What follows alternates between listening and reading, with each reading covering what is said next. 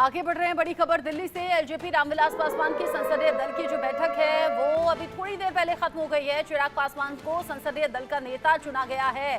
संसदीय दल के नेता चुन लिए गए हैं। चिराग पासवान बोल रहे हैं, सुनिए।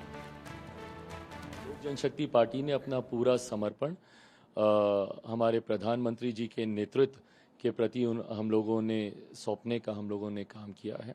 और ऐसे में पार्टी की ना कोई शर्त है, पार्टी की ना कोई मांग है।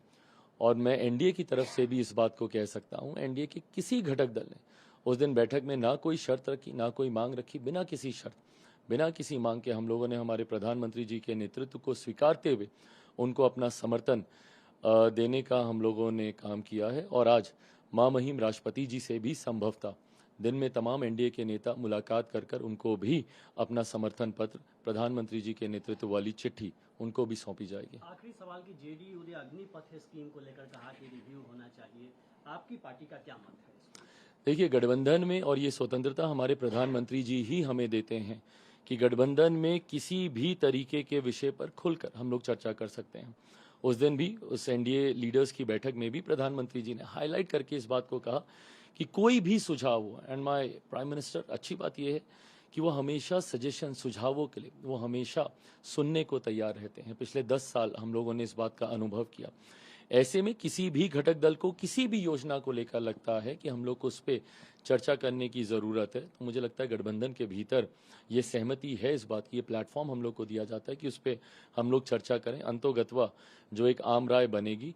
फिलहाल तो अभी इस बात की जानकारी भी नहीं है कि इस योजना के रोल आउट होने के बाद कितने लोगों को इसका लाभ मिला, युवाओं में इसको लेकर कितना जोश है, युवा इस योजना को लेकर अभी क्या सोच रहे हैं रोल आउट होने के बाद। मुझे लगता है एक बार ये तमाम जानकारी हम लोग के पास औपचारिक तौर पर आए कि गठबंधन के भीतर बैठकर इस पर फैसला लिया जाएगा। अभी कोई इस पर सहमति नहीं बनी है। फिलहाल प्राथमिकता सिर्फ सरकार बनाने को लेकर है। बहुत जल्द शपथ ग्रहण समारोह होगा।